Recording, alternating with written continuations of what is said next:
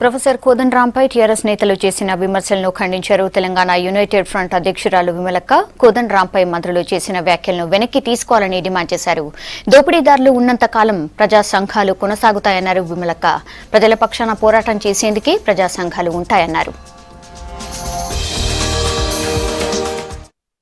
మొదటి నుంచి కూడా తెలంగాణ ప్రజల ఆత్మగౌరవం అని మనం అందరం మాట్లాడుకున్నాం.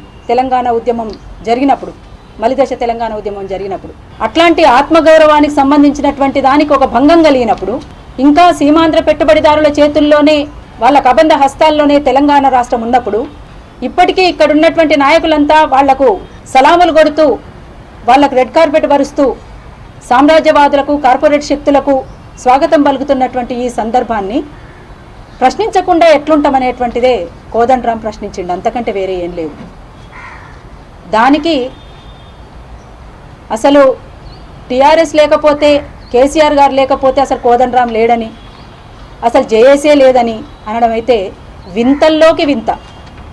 ఇలా కోదండరాం గారి గురించి మాట్లాడుతున్నటువంటి వాళ్ళు, కోదండరాం గారిని విమర్శిస్తున్నటువంటి వాళ్ళు అసలు తెలంగాణలో ఎక్కడున్నారు, ఎక్కడ కనబడ్డారు? ఇలా పదవుల కోసం వచ్చింది తప్ప వాళ్ళు నిజంగా బంగారు తెలంగాణ అంటే బతుకులేని తెలంగాణ చేయడమా?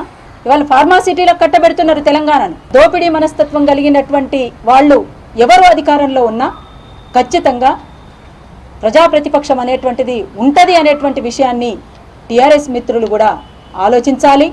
తప్పనిసరిగా అవగాహనను పెంచుకోవాల్సినటువంటి అవసరం ఉందని కూడా మేము గుర్తు చేస్తూ ఉన్నాం.